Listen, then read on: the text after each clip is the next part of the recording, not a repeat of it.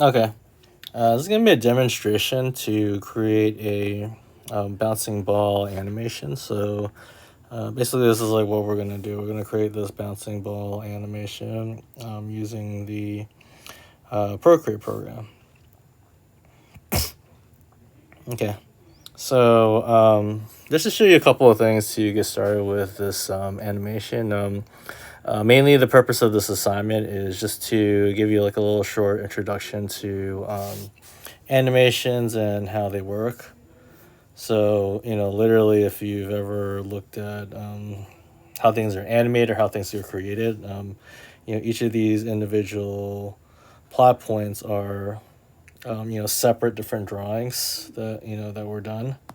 So there's kind of like a really neat thing in Procreate where basically, um, we can kind of use these individual layers and kind of combine them together to create a moving and moving emotion with animation. So just to understand how the program works and what to do, we're going to do a bouncing ball, but definitely do some more complex things like for example, I did like this walking one here. So yeah, you can go as complex or as simple as you want with the animation tool in Procreate. So okay, so I'm just gonna show you guys how to get started with that. So first thing you'll do is on the assignment itself, I'm gonna have you guys look at a reference for a bouncing ball. So in terms of like the bouncing ball, I'm just gonna explain a little bit of the physics. So uh, you know, it's kind of important to think about like how things move or how things go in motion because you want to really create like a stiff looking ball when you make it bounce. So I'm just gonna annotate a few things to show you guys a couple things. Just kind of keep in mind. So, like, well, we technically could, replicate. I'm gonna do a different color so you guys can see what I'm doing. We definitely could replicate like this circular shape here. But, as you see here, like the shape of the ball changes with the way it looks. So depending on like where the ball is though, it will change its shape, especially when it makes contact with the ground itself. This is going to give it more like that squished look to it. So, kind of keeping in mind of these certain things will make the ball look more alive. Give it more of a, kind of like feel expression, in terms of the way things are drawn. Even like the placement of the ball itself. Like you see like how these are kind of close together, but then it's like really far away between these two areas. And they refer over here. So depending on like, how fast things travel, the spacing of the things that you draw will be in different spots. Okay, so just a couple of things to think about when you guys do doing your bouncing ball animation, and when you guys create like your own animations as well. Um, just something to think about. So, just to show you how to get started with your animations, we're just going to click on plus, create a screen size. So just like our standard way of like starting a new document. You can do it the horizontal, so you can do it like the long way. Since we're doing basketball animation, it's going to look pretty similar between each other's works. And then we're going to click on the wrench, and same thing like we did with like your drawing guide with the perspective. We're going to do animation assist instead. So just gotta check off animation assist instead, close it out, and then you'll have like a little window on the bottom to show you guys a couple things. So okay, so you want to click on your layers, just check on that. So we're gonna like insert a an individual frame. So this will kind of help us to have like a good idea of like how our reference looks. So you're gonna click on the wrench, click on add. We're gonna insert a photo, and I'm gonna have you guys download this reference of this bouncing ball here, but we're gonna resize it here, just so we have like an idea of like how we want to how the ball should look when we have it bouncing. So click on the arrow to finalize it. And, you know, well, basically we're just going to follow this guide, though, just to do the drawing of the animation. So now when you add it here, though, you can click on the image itself. Set it as background. So that way it's your background image. But, you know, we can always hide this layer. Or if you want, you can even like lower the opacity. So, you know, it's not really distracting your drawing too much. Okay, and then from here, you know, we're just going to work on your animation. So, okay, so I'm going to add a frame, and then we're going to draw the ball. So kind of how, you know, up to you how you want to draw the ball. You know, you can actually go really detailed with the ball if you want. So maybe I'll make it a, let's do like a green ball. Oops, I need the green color. So I'm actually going to go pretty detailed with this ball here.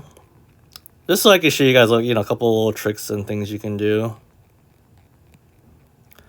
So a couple of different approaches you can go about with the drawing. So, you know, I'm going to draw a ball here. I'm going to add a little bit of, like, shadow here. You know what we can do? Actually, we'll just keep it simple. So we'll just do the green ball here. And then after you draw that first ball, we're just going to add another frame.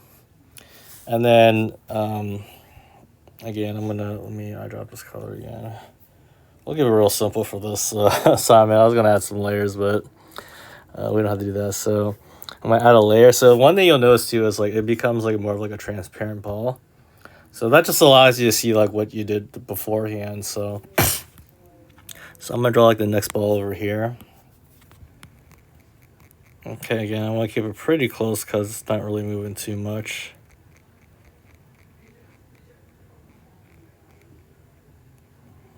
And then, you know, add the same frame. So we're going to do like the same thing, but, you know, you can kind of scrub and you can see how like it's kind of moving already. So, you know, we can keep drawing the same ball over and over. That's kind of like how traditional animation is done. If you've, I'll probably show you guys a video of like traditional animation where people are drawing like frame by frame exactly what's happening.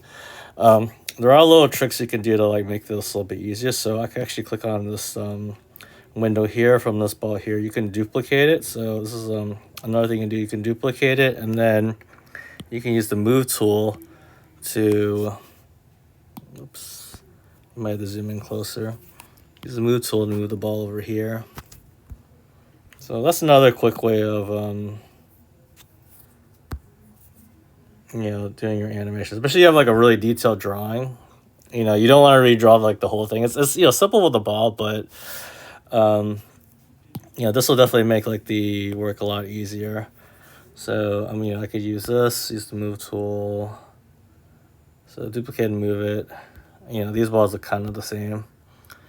So it's up to you how you want to do it. If you want to just, you know, add the frame and draw it, because, you know, we're doing a simple ball, that's fine too.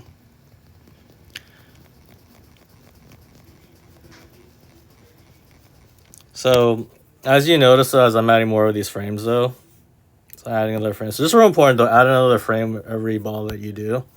This time the ball is actually changing in a different shape. So this one you probably don't want to use a duplicate, because it is a different shape ball. We could distort and warp the ball if we wanted, but you know, that's just gonna be like more work, especially for like just a simple ball though. So the ball out of frame, you guys kind of get it though. Okay, so if you're kind of curious how the animation looks, you know, you can just hit the play button and see how it looks. So this is like kind of how it looks right now. And if you want to see it without the reference, you know, we can hide the reference here. Click play, and this is how like our bouncing ball looks so far. Okay, so looks pretty good. The only thing though is it's really fast. So you have to click on the settings to play around with that. So obviously we're going to keep it in a loop. So loop basically just loops the animation over and over again. Ping pong will kind of bouncing back and up. And one shot is just like, you know, just one time and then stops. So up to you how you want to play with it. Onion skin frames. This will just lower the opacity, so maybe we don't really need to see everything. And this will kind of like make it a little bit more faded. So onion skin frames is just like allows you to see like the frames before.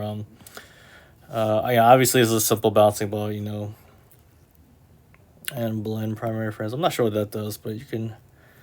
And I probably want to play around with this stuff, but this is the important part though. So it's doing it by 15 frames per second. So basically every 15 drawings that you do, it's going to take like 1 second to do it. So if you lower this down, it's going to move a little bit slower.